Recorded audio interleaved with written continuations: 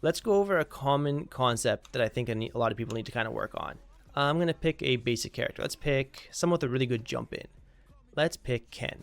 Alright, so one issue I notice a lot of players struggle with is when they're playing neutral, they'll either knock their opponent down or just in pure neutral, a lot of people I see, they walk forward, walk back, and they try to walk back to get out of their opponent's range. So your opponent will do a block string like this, and then you, as like the Ryu player, the defender, you walk backwards, which is good because it makes you gain like a whiff punish opportunity. But one common habit I'm noticing from a lot of players is that they kind of autopilot walking backwards, and they're not looking for the three most common things that are likely to come after a block string from your opponent. So what are the three most common things that are going to come from a block string from your opponent? Well, number one is going to be a forward jump. So I'm just going to record that right here. So the second most common thing that's going to happen after a block string from your opponent is a drive rush. And then the other common thing that's going to happen after that is going to be a button, like a long range button. So something like this. So what I'll notice a lot of people do is they just kind of autopilot and they just hold backwards. But they're not actually watching the opponent. They're not actually thinking, well, my opponent could do something, and if I'm holding back, how am I going to punish what they do? So what I want everyone to remember is when you're holding back, either in neutral or when your opponent does a string to you, I want you to really keep your eyes on the opponent and then look for a whiff punish or an anti-air opportunity. So let's check this out. There, see, my eyes are on the opponent. I'm walking backwards, and there I'm reacting to what my opponent does. Out of range for a whiff punish, so I can't do it. There, I'm holding back, but it's in range, so I just block it, no problem. There, watching my opponent so I can anti-air. Now, it's hard to be 100% accurate with this all the time, especially in a real match, but the most important thing is to look at your opponent and then remember what the most common options are. Again, jump, drive rush, and a long range button. So keep that in mind. Another common issue where this happens is after your knockdown. So let's say you knock down the opponent with a basic combo like this. Ryu goes into Denjin charge, you walk forward to get into range, and then you walk backwards to get out of the opponent's crouching medium kick or their furthest reaching normal range. And then you kind of turn off your brain and you just hold backwards, your opponent jumps, and then you lose. So let's kind of try to recreate that in training mode. So I'm going to make a recording here.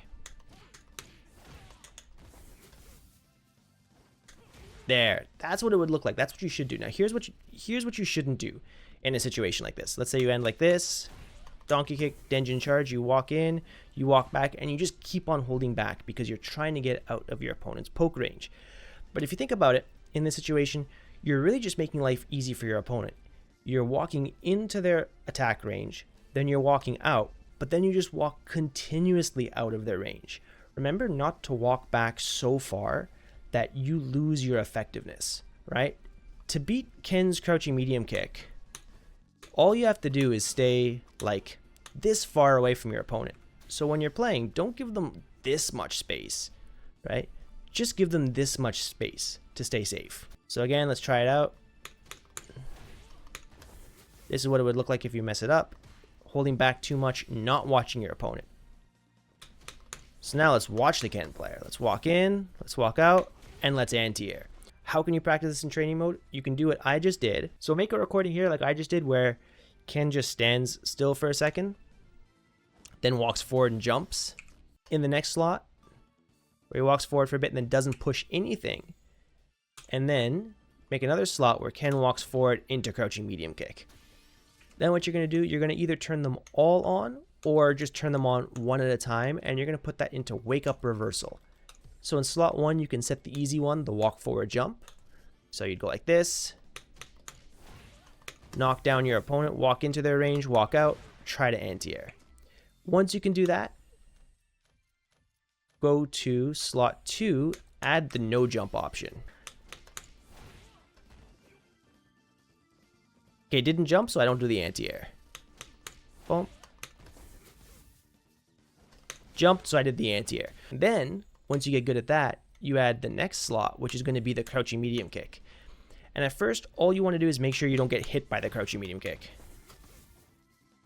There, didn't get hit, I blocked it.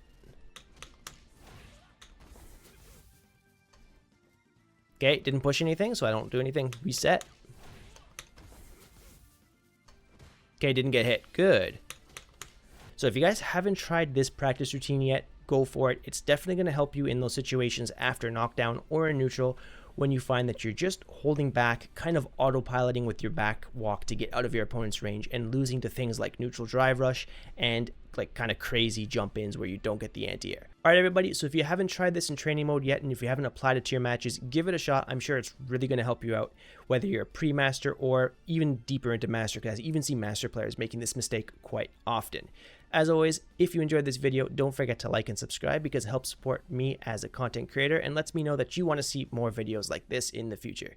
And thank you all so very much for watching. Until next time, take care.